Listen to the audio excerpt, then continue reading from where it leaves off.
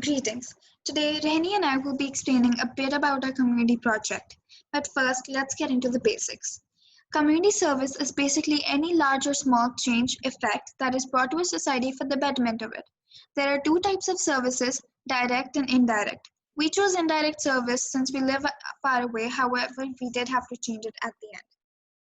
This was our action plan for the investigation stage, which basically included our global context, goal statement, and our project impact, as well as our project. We investigated about our different projects and chose one throughout the week. We decided to create a website in which we would write articles and blogs on a chosen school with their permission to collect books for them so that at the end we could create a library and put it in their school. We chose personal cultural expression as our GC. We chose this because we wanted people from different cultures and different parts of the world to help and come together expressing their personal views as well and helping the school. We wanted to achieve one goal only, which was to show people and help them realize that there was so much poverty in this world and we had to stop it. And the first step we could maybe take is education and help people educate themselves so that this doesn't happen later. Next was our planning stage. We had to change our plan because we realized it was not very efficient to make a blog since not a lot of people might know about it. So we decided to change it to a direct service. It was our plan B for the project, in which we would collect books person to person, going around the city and collecting books for the school. This was a focused action plan in which we knew exactly what we were going to do, which would be researching on our school, getting permission from the school, in which so that the school knew we were going to do it for them. And third was the action stage in which we were actually implementing.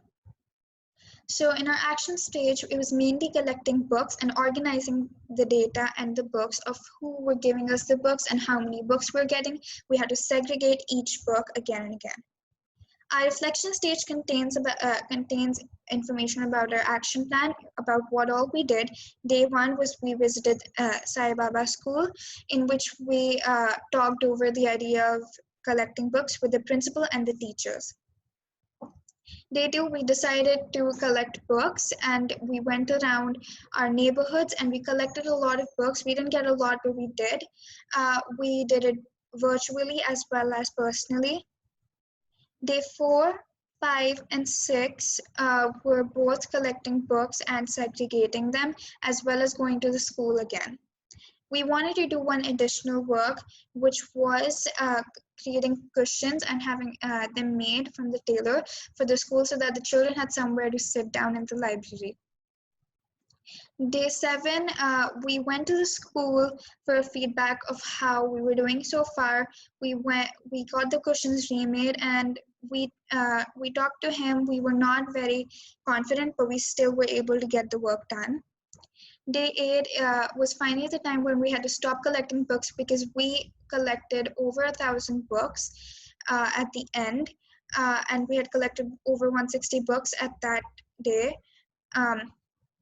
So we decided to segregate the books even further. Day 9 was when we finally went to the school again to give the books, and we created the library. This is us actually sharing some of the books with the children and reading to them so that they knew what they were reading. Our overall reflection was that we had a lot of fun doing this project. It was a bit stressful, but we were still having a lot of fun, and it opened our eyes to the world of how everything is actually. And we truly want to do this again so that we can help further. Thank you.